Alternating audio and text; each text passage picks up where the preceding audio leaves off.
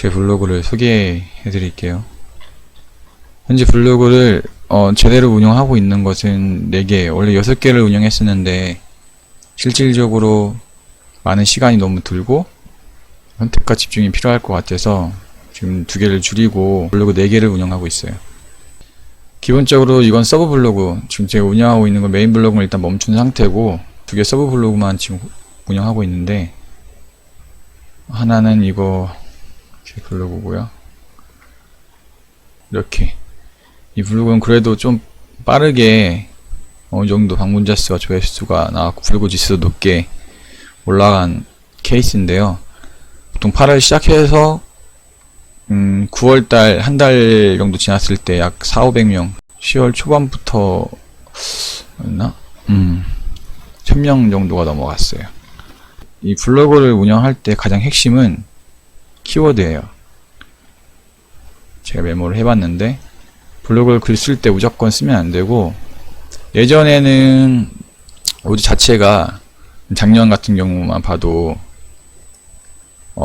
성실하게 글을 매일마다 1일 1포스팅이라고 하죠. 매일마다 글을 쓰는 것을 우선으로 해서 상위 노출을 시켜줬었는데, 그것 때문에 문제가 되는 것이 일반 업체에서 블로그 운영할 때 전혀 좋지 않은 글들, 그러니까 마구잡이로 쓰는 글들을 매일마다 하기만 하면 됐기 때문에 프로그램 돌리고 막 이렇게 해서 상위 노출로 됐었어요. 키워드라는 것은 키워드 찾는 네이버 같은 경우를 볼게요. 네이버 같은 경우는 예를 들면 아까 찾은 거, 제가 오늘 찾은 건데 커피 효능을 해볼게요. 이렇게 하면은 이게 키워드예요.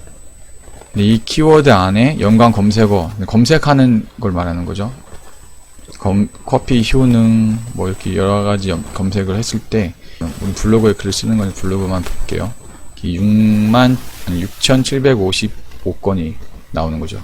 이렇게 커피 효능을 치면 엄청 많은 문건이 나오고, 그러니까 이렇게 하는 부분을 키워드라고 하는데, 이걸 찾는 것이 가장 큰 관건이에요.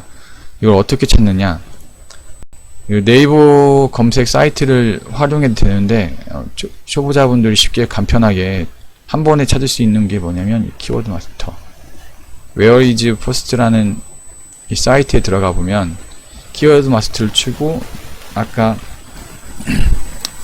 커피 효능을 쳐볼게요. 커피 총 조회수는 많고 조회수가 적은 것을 찾아야 돼요. 틈새 시장이라고 해요. 틈새 시장. 초보 블로거일수록 더욱더 이 문서수가 적은 양을 찾아야 돼요. 이게 많고 이거 적으면 정말 좋지만, 만약 굳이 안 된다면은 이게 이 문서수가 적은 것만 우선 찾고, 이건 좀 적더라도 이걸만 찾아서 계속해서 노출을 시켜서 블로그 지수를 높이는 것이 가장 큰 핵심이에요. 지금 최근 뉴스 같은 거를 한번 찾아볼까요? 이 찾는 것이 가장 사실 어려운데, 그러니까 이걸 찾을 때 보통 롱테일 키워드라고도 하는데, 하나의 그 내용을 써서 계속해서 그것을 노출시킬 수 있는 키워드가 있고, 그냥 일시적으로 실시간 같은 검색어 같은 경우죠. 일시적으로 사용할 수 있는 키워드도 있어요. 예를 들면 장지연을 한번 쳐볼까요? 장지연 씨를 한번 쳐보면 어떻게 나올까요? 이런 문서수가 적죠? 이런 경우 14,000, 이것도 그렇게 적은 건 아니에요 사실. 근데 그거에 비해서 이거 엄청 돈 많죠. 이런 것을 썼을 때 총 현재 14,272개가 문서가 있기 때문에 이건 초보자들은 사실 어려워요. 문서수는 약 5,000 미만으로 하는 것이 좋다고 하는데 더 적을수록 유리한 것 같아요. 1,000 이하로 하는 게 제일 좋을 것 같고, 이걸 찾는 것이 가장 핵심이죠. 근데 이렇게만 찾으면 사실 이제 이게 너무 많잖아요. 그래서 관련 키워드들을 활용하는 거예요. 다단 키워드라고 하죠. 하나의 단 키워드를 합쳐놓은 거, 단어 2가지 이상을 합쳐놓은 거를, 이런 걸 말하는 건데, 이런 키워드를 활용하면은 문서수가 확 줄어들죠. 이거 같은 경우 봐봐요. 532 문서수, 총 조회수 381,800. 이 부분을 활용하면은 글을 썼을 때 상위 노출될 가능성이 높은 거죠.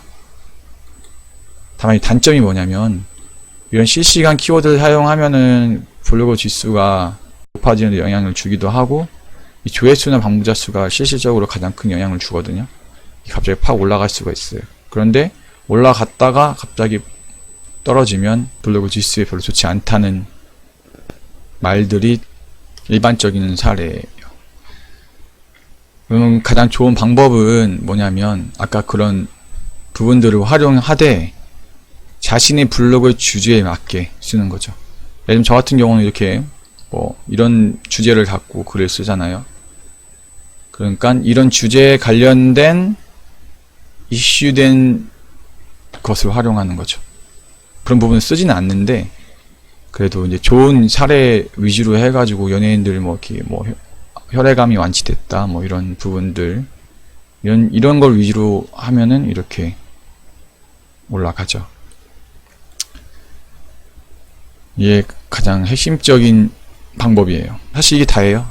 얼마나 센스 있게 자기의 블로그 주제에 맞게서 하느냐, 이걸 글을 활용하느냐가 관건이죠.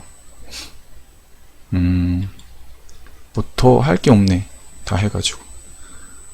가장 핵심은 그거예요. 지금 제가 스스로 발견한 건데, 뭐 이미 유료 강의 같은 경우에는 많이 돌아다니겠죠. 그런데 제가 해봤을 때, 테스트를 해봤을 때 여러 가지 블로그를 통해서 키워드 찾는 게 가장 전부인 것 같고, 그리고 글 쓰는 방식은 뭐 다 이미 이 정도 영상을 보실 분들은 알겠지만, 보통 글, 사진, 영상, 뭐 중간 다시 또 글, 사진 이렇게 해서 영상 한두 개 정도 집어넣고 하는 게 현재 추세로서는 가장 노출에 유리하다고 나왔죠. 이게 뭐 특 답이 있는 건 아닌데 보통 1위로 올라간 사람들이 이런 형식으로 글을 썼기 때문에 이런 방법으로 퍼진 것 같아요.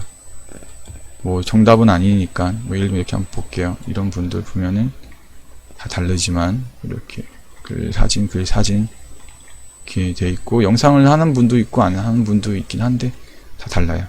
블로그 지수 높이는 거는 사실 시간이 좀 필요하기도 해요. 이거는 단기간에 되는 건 아니지만 가장 중요하게 부분은 흔히 우리가 게임을 할 때 게임 캐릭터 랭킹을 높이잖아요.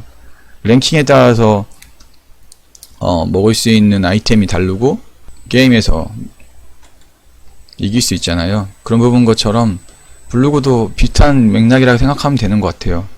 이 블로그 자체에 랭킹이 있고 레벨이 있죠. 레벨이 다 있는데 그거를 높이는 것이 핵심이고 그거에 적절한 키워드나 글을 활용한다. 이게 제일 중요한 것 같아요. 그 후에 이제 더 깊이 들어가면은 블로그에 머무는 시간, 공감, 댓글, 이주 추가 활동 뭐 이런 거 다 포함되는 저는 이걸 따로 분리해서 썼어요. 블로그에 머무르는 시간 이 자체가 가장 중요한 것 같아요. 현재로서 가장 중요하게 또 여기고 있고 이전 영상을 보면 또 이거에 대해 제가 강조해서 살짝 말씀을 드렸는데 블로그에 머무는 시간이 제일 중요해요. 얼만큼 이 글을 보고 있느냐 라는 거. 그리고 공감, 댓글, 이유 추가 활동을 제가 하나로 그냥 묶은 이유가 이게 뭐 영향이 뭐 크다 아니다 뭐 상위 노출에는 영향이 없다 뭐 말이 많이 있는데 실질적으로 이거 영향은 있죠. 대신 이제 블로그 지수 쪽에 영향이 있다고 말을 하고 싶어요. 즉 이거를 활동 지수라고 해서 하나로 묶어서 표현하고 싶은 이유가 보통 블로그를 들어가 보면 이렇게 해서 뭐 통계를 들어가 볼게요. 통계를 들어가 보면 여기 나오잖아요. 하루 조회수, 공감수, 댓글수, 이웃 증감수 이게 왜 나오겠어요? 블로그 지수에 영향을 주겠다는 얘기죠. 이거 확인해 보면 되고 그 다음에 뭐 지표 같은 거를 볼 경우는 이렇게 지표 다운로드 일간 현황 볼 수 있고 이 부분 방문 분석을 보면은 쭉 나오거든요. 평균 사용 시간 이런 부분들이 다 블로그 지수에 영향을 주는 거죠. 재방문율부터 해서 평균 사용 시간 이런 부분들 머무는 시간을 말하는 거죠.